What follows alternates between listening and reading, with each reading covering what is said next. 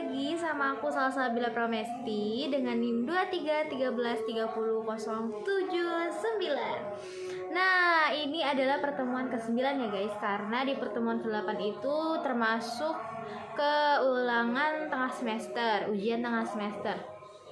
Nah, di pertemuan ke-9 ini itu kayak kita udah nggak ada pemateri yang memaparkan makalahnya, presentasi nggak ada, tapi kita kayak mempresentasikan hasil dari kumpulan berita dan artikel yang kita buat di setiap platform masing-masing. Kayak di Instagram kan kita kayak ditugaskan, tugas tesnya itu kan kayak mengupload artikel dan sebuah berita ya setiap per minggunya sampai 10 kali. Itu harus ada 10 artikel dan 10 berita.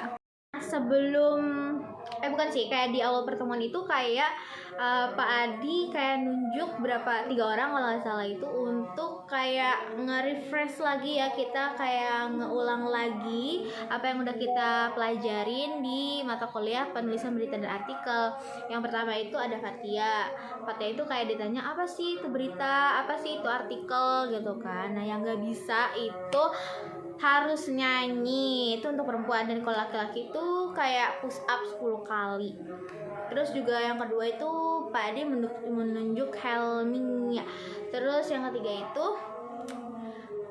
kalau nggak salah Sabila ya gitu. Nah, dan Pak Adi juga pada saat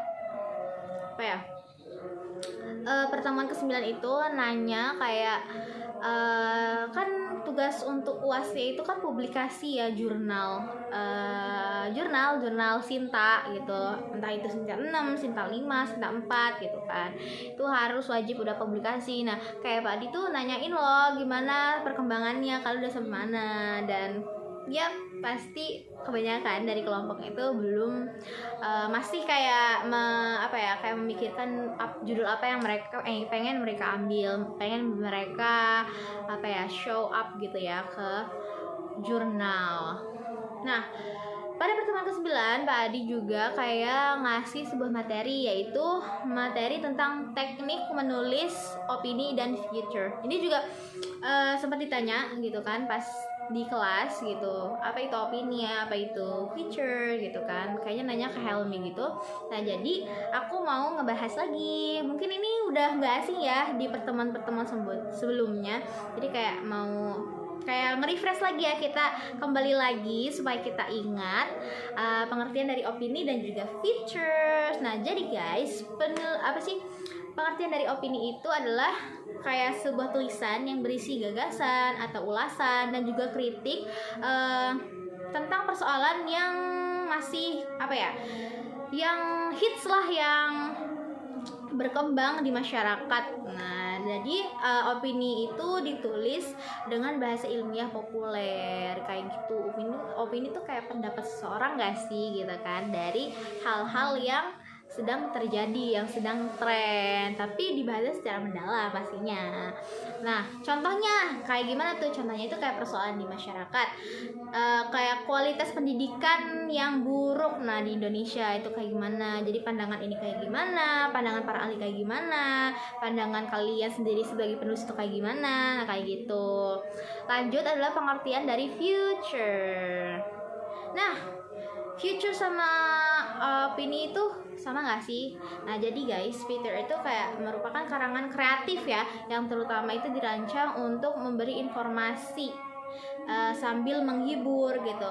Kalau feature mah kayak memberi informasi sambil menghibur, atau bisa disebut dengan soft news gitu ya, berita yang ringan, yang mana kayak dalamnya itu kayak nyeritain tentang suatu kejadian atau situasi atau aspek kehidupan seseorang.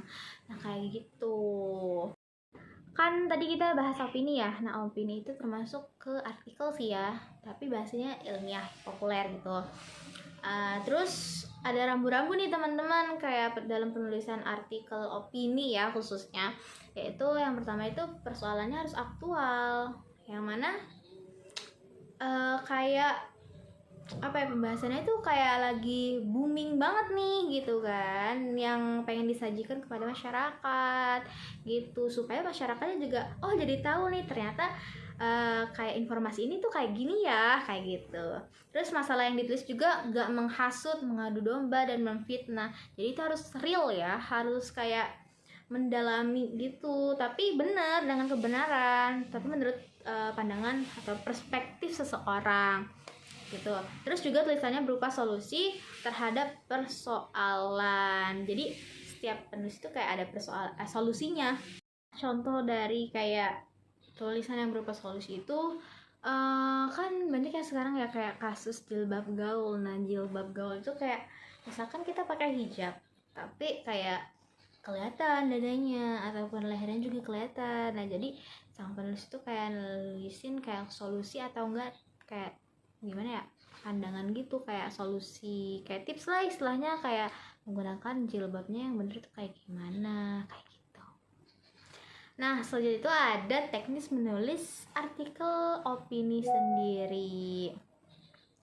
Nah, yang pertama itu pasti ya, sebelum kita menulis sebuah artikel atau sebuah tulisan, pasti harus memikirkan dulu masalah apa nih yang kira-kira hits atau yang pengen ditulis oleh sang penulis. Pasti masalah itu dapat diperoleh dari di internet gitu kan, ataupun membaca buku, ataupun pengalaman berdasarkan pengalaman pribadi ataupun pengalaman orang lain gitu. Terus juga melengkapi masalah dengan bahan pustaka, yang mana seorang penulis itu kayak bahan pustaka berarti kayak sumber-sumbernya harus ada gitu kan. Kalau misalkan pernyataan opini ini dari siapa nih gitu, nanti ditulis gitu. Terus bagi penulis pemula nih kayak kita nih masih awam, itu harus mendiskusikan kayak masalah itu dengan teman atau seorang pakarnya atau seorang ahlinya gitu. Kenapa? Soalnya kan kita masih penulis pemula nih.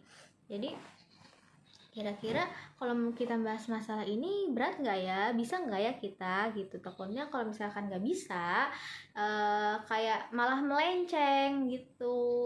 Terus juga artikel itu harus didukung fakta dan data pastinya ya, kayak opini seorang ataupun data-data yang ada gitu. Terus juga artikel itu harus ada saran dan pemecahan juga ternyata. Wow. Terus mencantumkan sumber kutipan kayak yang tadi aku bilang gitu kan. Terus juga kalau misalkan kan kita pemula nih, penulis pemula ya termasuknya, kalau ragu tentang persoalan yang ingin dibahas, ya mendingan nggak usah gitu kan, di cut off aja, bahas yang lain aja gitu bahasannya gitu, takutnya emang bener salah gitu loh.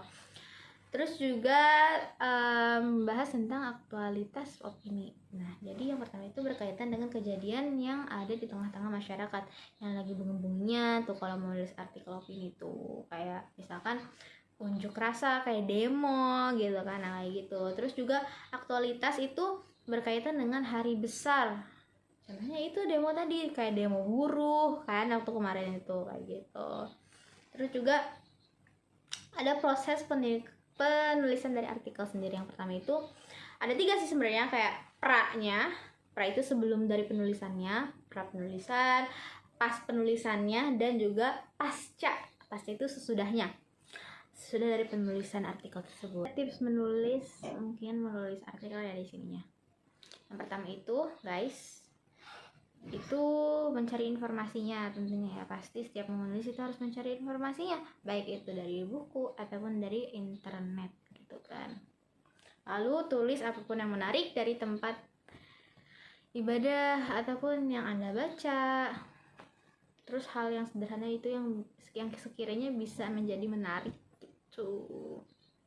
Lalu setelah punya data nih yang menarik atau masalah nih yang menarik untuk dibahas, cepat ditulis di draft gitu kan. Kita tulis dulu nih kayak pikiran kita. Habis itu udah deh, tinggal kayak setelah draftnya selesai, kita uraikan tuh dengan bahasa yang baik dan benar gitu ya. Lalu kirim deh ke media kalau misalkan tulisannya itu udah sesuai dengan kaidah penulisan dari artikel opini. Selesai. Mungkin cukup sekian aja yang dapat aku sampaikan. Kurang dan lebihnya mohon dimaafkan, dan